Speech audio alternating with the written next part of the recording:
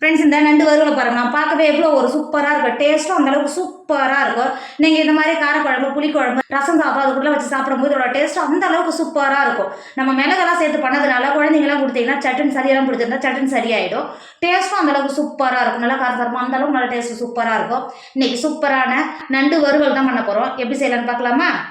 Hi friends, welcome to Kerala சமையல். இன்னைக்கு கேரளா சமையலில் நம்ம நண்டு வறுவல் தான் பண்ண போகிறோம். வாங்க எப்படி செய்யலான்னு பார்க்கலாம்.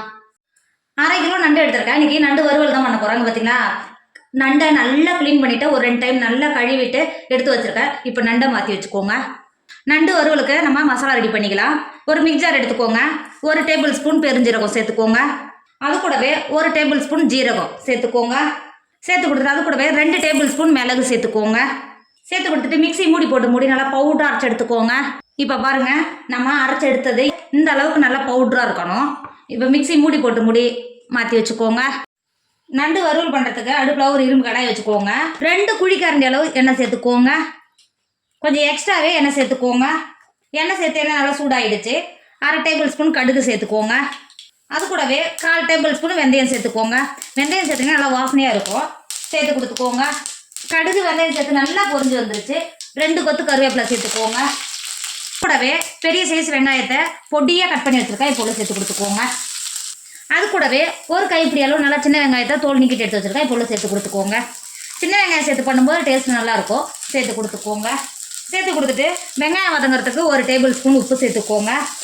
சேர்த்துட்டு வெங்காயத்தை ஒரு 10 நிமிஷத்துக்கு நல்லா வதக்கிக்கோங்க. நம்ம சேர்த்த சின்ன வெங்காயமும் பெரிய வெங்காயமும் சேர்த்து நல்லா வதக்கிக்கோங்க. இப்போ பாருங்கள், வெங்காயம் சேர்த்து நல்லா வதங்கி வந்துருக்கு. இப்போ இந்த ஸ்டேஜில் 1 டேபிள் ஸ்பூன் இஞ்சி பூண்டு பேஸ்ட்டு சேர்த்துக்கோங்க. சேர்த்து கொடுத்துட்டு அது கூடவே பழுத்த ஒரு பெரிய சைஸ் தக்காளியை பொடியாக கட் பண்ணி வச்சுருக்கேன். இப்போ சேர்த்து கொடுத்துக்கோங்க. தக்காளி சேர்த்து கொடுத்துட்டு இஞ்சி பூண்டு பச்சை வடை போய் தக்காளி வதங்கி வரதுக்கு வதக்கிக்கோங்க. இப்போ பாருங்கள், இஞ்சி பூண்டு பச்சை வடை போய் தக்காளி நல்லா வதங்கி வந்திருக்கு. இங்கே பார்த்தீங்களா எந்த அளவுக்கு நல்லா வதங்கி வந்திருக்கு பாருங்கள். இந்த ஸ்டேஜில் நம்ம மசாலா சேர்த்துக்கலாம்.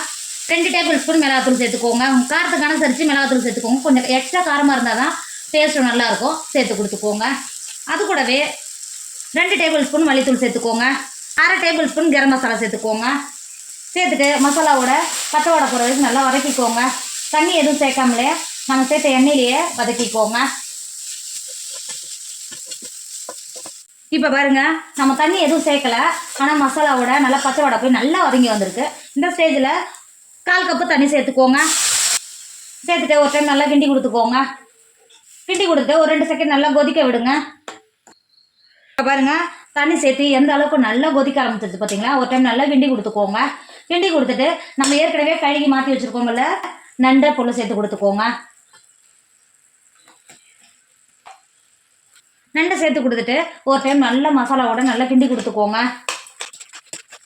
எப்பயுமே மீன் வறுவல், சிக்கன் வறுவல், இல்லை கிழங்கு, அது மாதிரி உருளைக்கிழங்கு, அது மாதிரி எந்த வறுவல் பண்ணாலும் இந்த மாதிரி இரும்பு கடாய் யூஸ் பண்ணிங்கன்னா டேஸ்ட்டும் நல்லாயிருக்கும். உடம்புக்கும் ரொம்ப நல்லது. இரும்பு சத்து கிடக்கும், நல்லது. இப்போ ஒரு டைம் நல்லா கிண்டி கொடுத்துட்டு தண்ணி எதுவும் சேர்க்காமலே இந்த மசாலாவோட ஒரு 10 நிமிஷம் வெந்து வரும். நல்லா கிண்டி கொடுத்துட்டு மூடி வேக விடுங்க. பாருங்கள், மசாலாவோட ஒரு 10 நிமிஷம் நண்டு எந்த அளவுக்கு நல்லா வெந்து வந்திருக்கு பார்த்தீங்களா. ஒரு டைம் நல்லா கிண்டி கொடுத்துக்கோங்க. இந்த மாதிரி நல்லா கிண்டி கொடுத்துட்டு நம்ம மிக்ஸி அரைச்சி எடுத்து வச்சோம்ல மசாலாவை இப்போ சேர்த்து கொடுத்துக்கோங்க. நான் ஒரு டேபிள் ஸ்பூனு 1/2 கிலோவுக்கு கரெக்டாக தான் அரைச்சேன். அதனால தான் உள்ள சேர்த்துக்கிறேன். நீங்கள் எக்ஸ்ட்ரா அரைச்ச மாதிரி இருந்தால் மாற்றி வச்சுக்கோங்க. சேர்த்து கொடுத்துட்டு அது கூடவே ஒரு கைப்பிடி அளவு மல்லி இருக்குது பார்த்தீங்களா, அதோட தண்டை கட் பண்ணி வச்சுருக்கேன். இப்போ உள்ள சேர்த்து கொடுத்துக்கோங்க. அதோட தண்டு கூட சேர்த்து வேகும்போது வாசனை அந்தளவுக்கு நல்லா சூப்பராக இருக்கும். நண்டுக்கு சேர்த்து கொடுத்துக்கோங்க.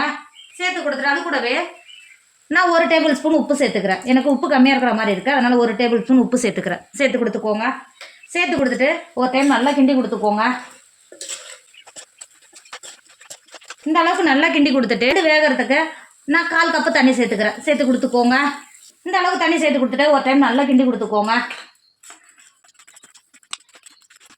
இந்த அளவுக்கு நல்லா கிண்டி கொடுத்துட்டு மூடி நண்டு நல்லா வேக விடுங்க. இடையில திறந்து நல்லா கிண்டி கொடுத்துக்கோங்க. நம்ம மசாலாவோட நண்டு எந்த அளவுக்கு நல்லா வெந்து வந்துருக்கு பார்த்தீங்களா. இப்போ ஒரு டைம் நல்லா கிண்டி கொடுத்துக்கோங்க. கிண்டி கொடுத்துட்டு இப்போ ஒரு கைப்பிடி அளவு மல்லி பொடியாக கட் பண்ணி வச்சுருக்கேன். சேர்த்து கொடுத்துக்கோங்க. அது கூடவே 2 கொத்து கருவேப்பிலை சேர்த்துக்கோங்க. சேர்த்துட்டு ஒரு டைம் நல்லா கிண்டி கொடுத்துட்டு வேறு ஒரு பாத்திரத்துக்கு மாற்றிக்கோங்க. ஃப்ரெண்ட்ஸ் இப்போ பாருங்க நம்மளோட நண்டு வறுவல் சூப்பராக ரெடி ஆயிடுச்சு. இதோட டேஸ்ட் அந்த அளவுக்கு சூப்பராக இருக்கும். நம்ம மிளகெல்லாம் சேர்த்து பண்ணியிருக்கிறதுனால இது உடம்புக்கு ரொம்ப ரொம்ப நல்லது. நீங்கள் நண்டு வாங்கினா இந்த மாதிரி ஒரு வாட்டியை வறுவல் பண்ணி பாருங்கன்னா டேஸ்ட் அந்த அளவுக்கு சூப்பராக இருக்கும். கண்டிப்பாக நீங்களும் ட்ரை பண்ணுங்க. என்னோட வீடியோ உங்களுக்கு பிடிச்சிருந்தா உங்கள் ஃப்ரெண்டு உங்கள் ஃபேமிலிக்கு ஷேர் பண்ணுங்கள். மறக்காமல் கேரளா சமையல் சப்ஸ்கிரைப் பண்ணிக்கோங்க. தேங்க்யூ.